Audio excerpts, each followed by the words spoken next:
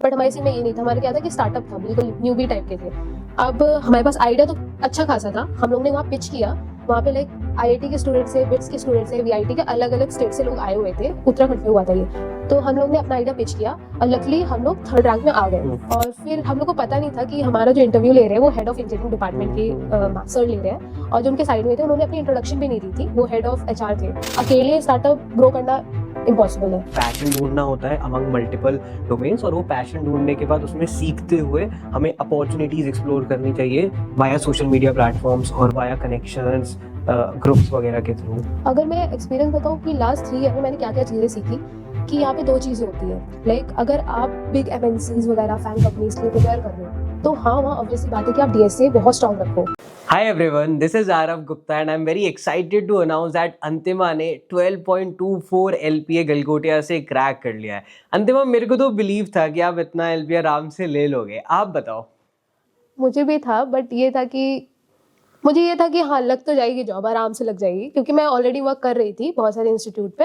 And lastly जो मेरा भी लास्ट कंपनी थी वो बैंगलोर में थी। मैं वहाँ से, मैं अभी तक वर्क कर रही थी वहाँ पे, बट मैंने बिल्डर सॉफ्टवेयर में भी अप्लाई किया था और लकीली मेरा हो गया उसमें। अंतिमा, एक क्विक ना रिकैप मैं चाहता हूँ लोगों के लिए और इवन मेरे लिए भी, जिसमें आप अपनी पास्ट पोर्टफोलियोज और एक्सपीरियंसेस के बारे में बताओ। सिंस फर्स्ट ईयर बहुत सारे हैं ना, जिस मतलब कहाँ कहाँ काम करा, कुछ फ्रीलांस गिग करी एंड आईआईटी वाली इंटर्नशिप एंड ये वाला आपका वॉलमार्ट वाली चीज, बैंगलोर वाली थोड़ा चीज। थोड़ा हाँ, थोड़ा क्विक। हाँ, अभी तो अगर मैं बात करूँ, सेकेंड ईयर में मैंने आईआईटी हैदराबाद की इंटर्नशिप क्रैक की, जो कि as a research and development intern थी मैं।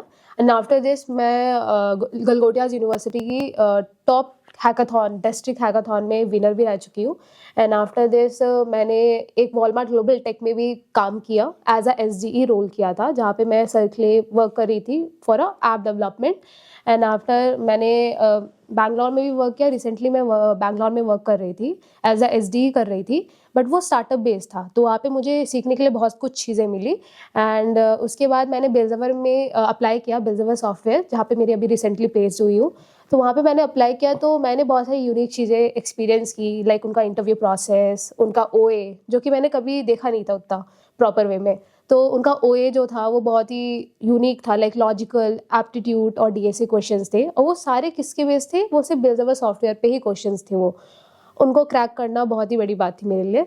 एंड आफ्टर जब हमारा इंटरव्यू हुआ तो इंटरव्यू प्रोसेस बहुत ही, इंटरव्यू प्रोसेस ना हम आराम से डिस्कस करेंगे, बट मैं आपसे पूछना चाहता हूँ यार, हैविंग इतने सारे एक्सपीरियंसेस, पोर्टफोलियोज, तो अभी क्या लग रहा है, मतलब कैसी फीलिंग आती है कि व्हेन यू जज योरसेल्फ, या फिर आपको मैं बोलूँ कि अंतिमा फर्स्ट ईयर में जाओ फॉर ऑल दो स्टूडेंट, या सेकेंड ईयर में वापस जाओ, तो क्या फील आती है?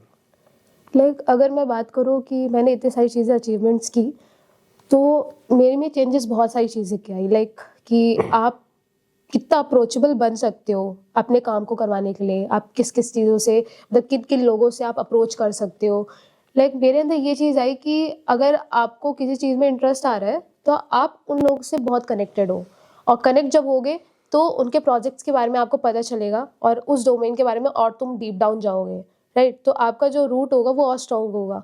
एंड इफ़ अगर मैं अपने फर्स्ट ईयर में जाती हूँ तो मैं अपनी क्या करेक्शन करना चाहती हूँ, तो अगर करेक्शन ये होना चाहिए मेरे लिए कि लाइक फर्स्ट ईयर में मैं इतनी ज़्यादा इन्वॉल्व नहीं थी, लाइक कोडिंग वगैरह में। मेरा ये था कि हाँ, मैं पोस्ट कर रही हूँ, वेब डेवलपमेंट के पेजेस पोस्ट कर रही हूँ, अच्छा ये पेज बना लिया, ठीक है। मैं इतना कंसिस्टेंट नहीं थी, बट हाँ कर रही थी weekly wise, monthly wise, but इतना रेगुलर नहीं थी मैं पोस्ट के लिए भी।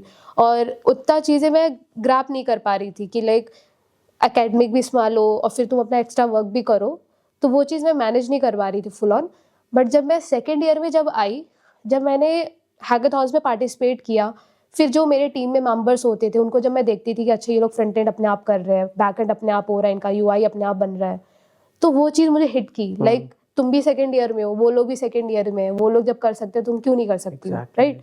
तो फिर वहाँ से मेरा स्टार्ट हुआ कि अब हर एक चीज़ मैनेज होनी चाहिए तुम्हारी। फिर मैंने डीएसए के लिए अलग से टाइम निकाला, अपने डेवलपमेंट के लिए अलग से टाइम निकाला। फिर मैंने ये फिगर इट आउट किया कि हर एक चीज़ जो मैं यूज़ कर रही हूँ, एक्सप्लोर कर रही हूँ, किसमें मेरा ज़्यादा इंटरेस्ट बन रहा है। एंड देन मैं ये देखा कि एआई एमएल पे मेरा ज़्यादा इंटरेस्ट बन रहा है, जो मैं प्रोजेक्ट्स बना रही हूँ मैं उसमें एक्स्ट्रा आइडियाज़ भी ऐड ऑन कर पा रही हूँ कि अगर ये चीज़ है तो ये चीज़ क्यों नहीं हो सकती है, वो चीज़ इंप्लीमेंट करके दिखाओ, राइट? तो वो चीज़ें मैंने एक्सप्लोर की। फिर मुझको बाद में लगा, सेकेंड ईयर के लास्ट तक मुझको समझ आ गया कि AI/ML मेरा डोमेन होना चाहिए, क्योंकि उस पर मैं प्रोजेक्ट्स भी ज़्यादा बना रही हूँ, एक्सपीरियंस भी ज़्यादा हो रहा है, क्योंकि लास्ट ईयर से मैंने बहुत सारे AI/ML के प्रोजेक्ट्स बना चुके हैं। अगर कोई इंसान बोल रहा है कि ये AI/ML का प्रोजेक्ट है तो तुम इसकी कैसी डिज़ाइनिंग कर सकती हो, लो लेवल डिज़ाइनिंग कैसे कर सकती हो, वो चीज़ मैं ईजिली वर्क कर सकती हूँ। तो मुझे ये पता चला कि अगर आप किसी चीज़ में काम कर रहे हो तो डिफरेंट चीज़ों को एक्सप्लोर करो, फिर ये फाइंड आउट करो कि आप किस में ज़्यादा कंफर्टेबल हो। ये एक पैशन ढूंढने का तरीका आपने बताया कि जैसे अगर कोई फर्स्ट ईयर में उठ के बच्चा आता है, उसको नहीं पता कि उसके सामने बहुत सारे डोमेन्स हैं, तो क्या क्या करना है, सब में थोड़ा थोड़ा कंट्रीब्यूट करके देखो किस में ज़्यादा मज़ा आ रहा है, किस में क्या आपका पर्पस है, कि क्या आपको पैसे कमाने आगे जाके, तो किस में ज़्यादा अपॉर्चुनिटी है, किस में ज़्यादा सेफ्टी सिक्योरिटी, ये सारी चीज़ें कर कर जो आपको AI/ML में है। हाँ हाँ, तो मैं एक और चीज़ ऐड ऑन करना चाहूँगी कि मैंने एक हैकाथॉन में पार्टिसिपेट किया था, वो पिच डेक हैकाथॉन था। उसमें अपना स्टार्टअप का आइडिया तुमको पिच करना है। तो हम लोग ने मैं और मेरे साथ 2 लोग थे, मेरे टीममेट्स, सारी गर्ल्स थी, गर्ल ग्रुप। तो उसमें ये था कि मैं अपने स्टार्टअप का आइडिया पिच करने जा रही थी। वहाँ पे हमारा ये चीज़ था कि हमारा प्रोडक्ट नहीं बना हुआ था।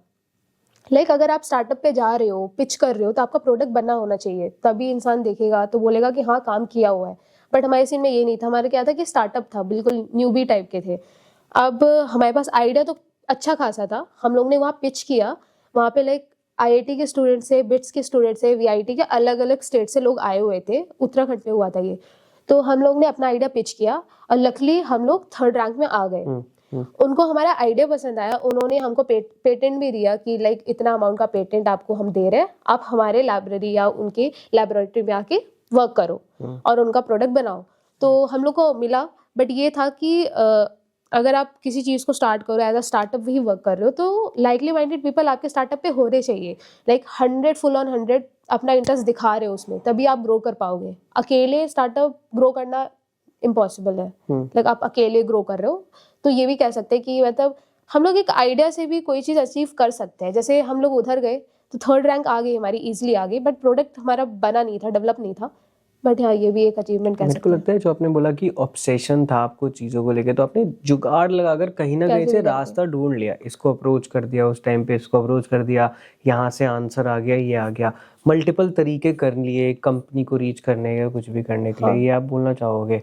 एंड उससे पहले का स्टेप में जाऊँ तो उससे पहले के स्टेप में हमें वो पैशन ढूंढना होता है अमंग मल्टीपल डोमेन्स, और वो पैशन ढूंढने के बाद उसमें सीखते हुए हमें अपॉर्चुनिटीज़ एक्सप्लोर करनी चाहिए वाया सोशल मीडिया प्लेटफॉर्म्स और वाया कनेक्शंस, ग्रुप्स वगैरह के थ्रू।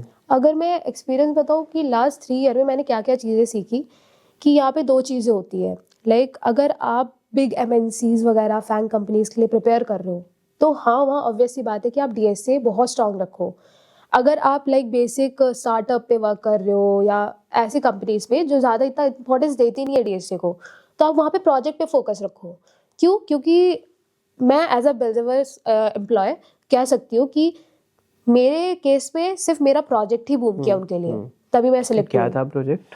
प्रोजेक्ट ये था, वो IIT हैदराबाद वाला था, जहाँ पे मैंने मॉडल जब के आप बारे में आ बात रहे की। थे तो मैंने पूछा था कि आपको कोडिंग भी इतनी अच्छी आती है कि आपने Correct. कर लिया था। हाँ, कि हाँ, वो तो 2 चीजें होती है कि ये बहुत सही बात बोली कि शायद जो जिन कंपनीज का कोर फोकस वही है कि उनका कोर फोकस है कि प्रोग्रामिंग टेक वाली चीज, तो उसमें आपको वो लगेगा ही लगेगा कि आपका वो कोर DSA देखेंगे, है ना। बट ऑफ कोर्स कंपनी का जो अलग डोमेन है, जैसे शायद कैडेंस आई थी और बहुत सारी कंपनीज आती है जिनका डोमेन शायद ये वाला नहीं है। आई डोंट नो कैडेंस का क्या डोमेन है, बट उसमें आपको शायद प्रोजेक्ट पे ज्यादा फोकस करना चाहिए, depends upon the company. Right. तो बेसिकली क्या होता है, एक DSA होता है, एक डेवलपमेंट होता है। तो अगर आप जैसे कि अगर एज अ फ्रेशर हो कि हाँ कि मुझे 40 LPA 50 LPA या 20 LPA लेना है, क्रैक करना है, तो फैंग कंपनीज होती है जो कि मोस्टली अपने रिक्रूटमेंट प्रोसेस पे DSA मेन मानती है और प्रोजेक्ट एज अ सेकेंडरी मानती है। But in the case of startup और स्मॉल कंपनीज जो कि गुड़गांव नोएडा साइड है, तो बेसिकली ये देखती है कि बच्चे ने 3 साल में कितना प्रोजेक्ट बनाया, कौन से डोमेन में वर्क किया और हमारे स्किल सेट के अकॉर्डिंग कौन सा मैच कर रहा है, राइट।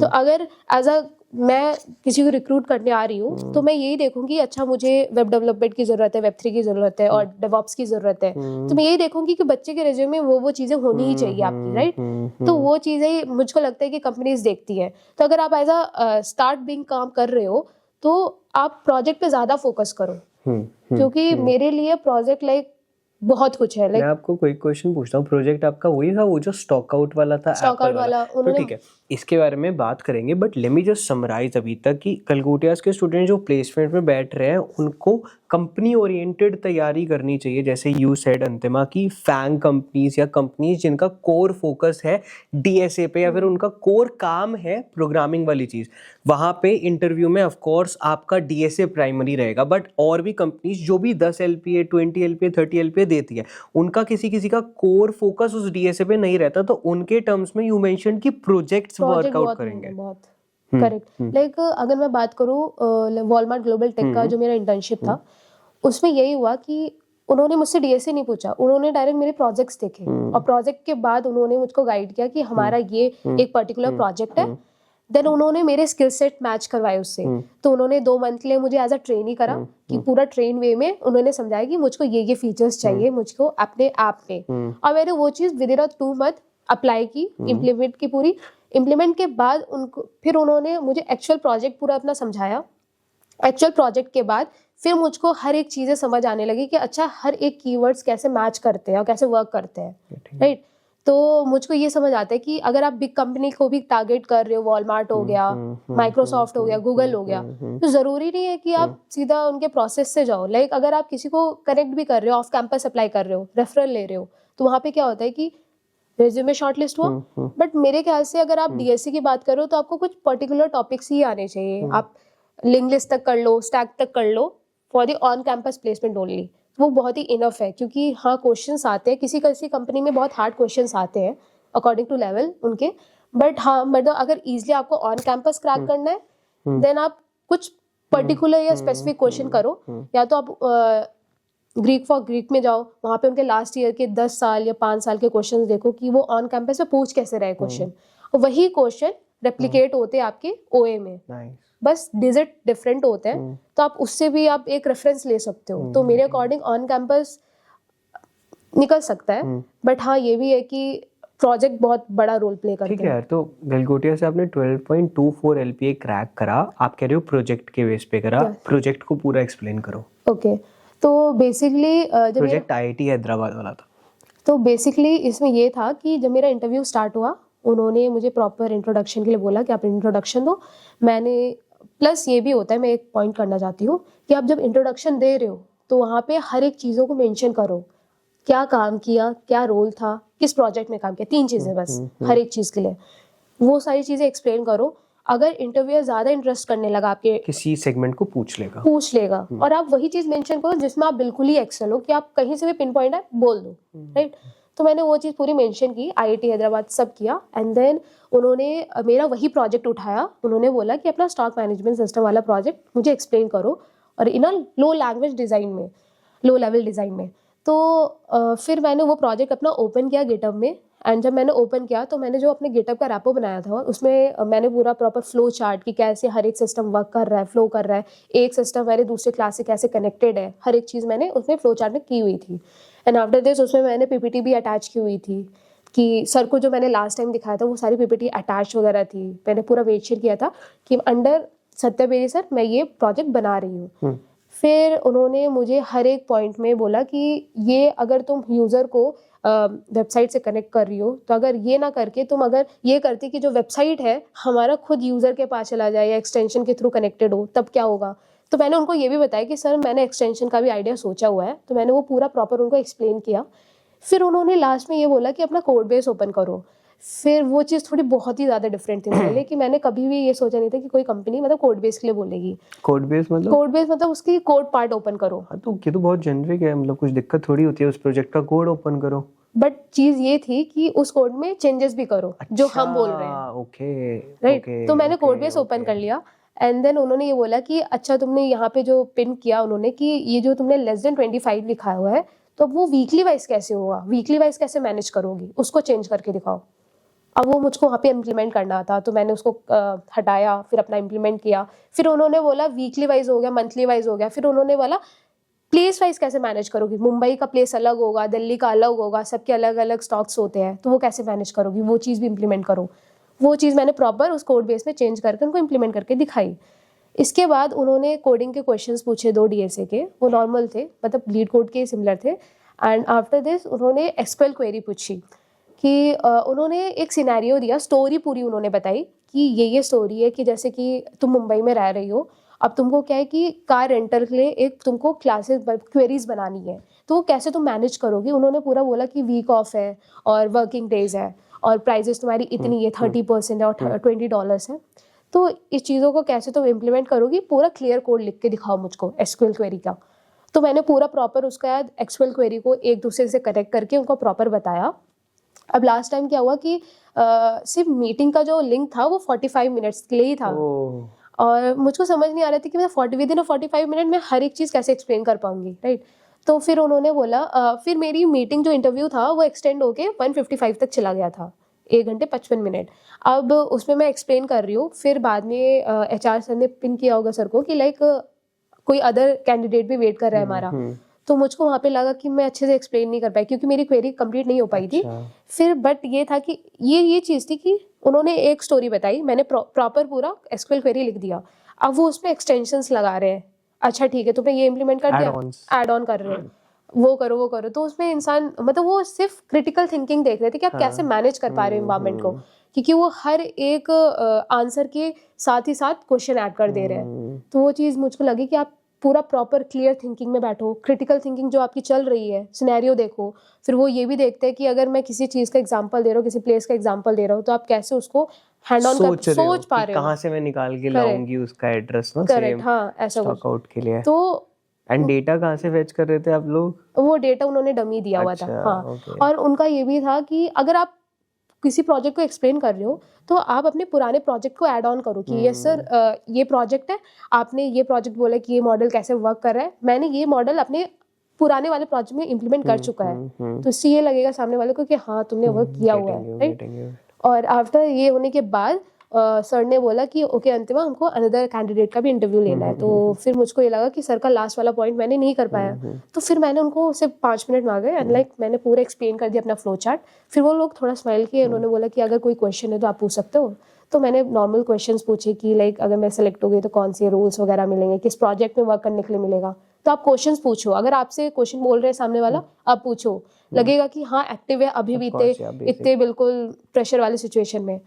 फिर इसके बाद हमारा इंटरव्यू एंड हो गया। कितने राउंड्स वगैरह हुए थे टोटल? इसमें हमारे 3 राउंड्स हुए थे। और ये कौन सा राउंड था? ये हमारा लास्ट राउंड था, क्योंकि इसमें हेड ऑफ सेइंग समथिंग कि सब पहले 20 बच्चे सिलेक्ट हुए थे। पहले रिज्यूमे शॉर्टलिस्टिंग में 20 स्टूडेंट्स जो थे वो शॉर्टलिस्ट हुए, एंड आफ्टर दिस इसके बाद हमारा ओए आया। ओए के बाद सिर्फ लकली 2 ही हुए एंड उन दोनों ने कर दिया। उन दोनों ने कर लिया। अरे वाह, बहुत बढ़िया, बहुत तो वही लास्ट में ये हुआ। और फिर हम लोग को पता नहीं था कि हमारा जो इंटरव्यू ले रहे हैं वो हेड ऑफ इंजीनियरिंग डिपार्टमेंट के सर ले रहे हैं, और जो उनके साइड में थे उन्होंने अपनी इंट्रोडक्शन भी नहीं दी थी, वो हेड ऑफ एचआर थे।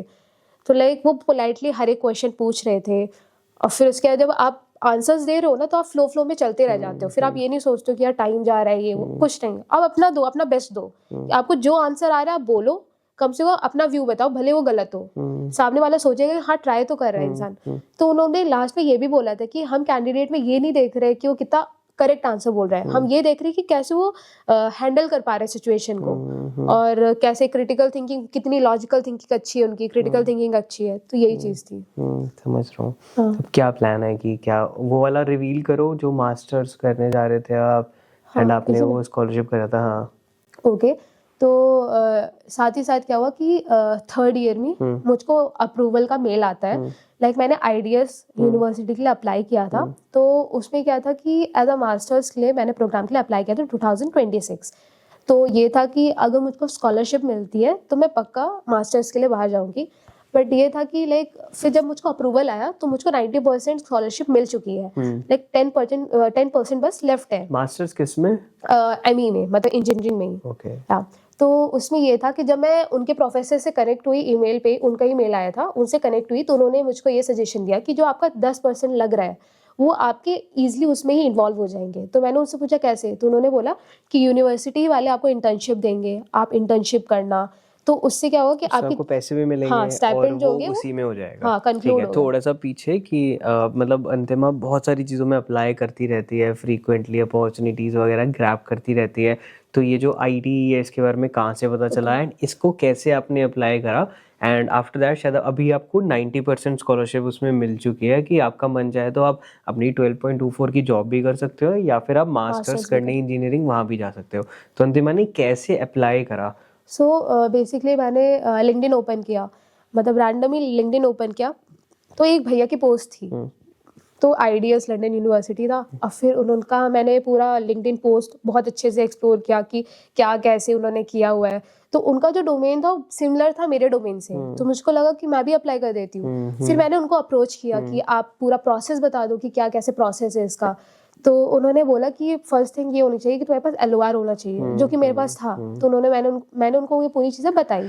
एंड आफ्टर उन्होंने बोला कि तुम्हारा ट्रांसक्रिप्ट बहुत अच्छा होना चाहिए, तुम्हारे पास बोनाफाइड सर्टिफिकेट्स होने चाहिए जो ये मेंशन करें कि आप मतलब टॉप 10% या 20% टॉप स्टूडेंट में आते हो अपनी यूनिवर्सिटी में।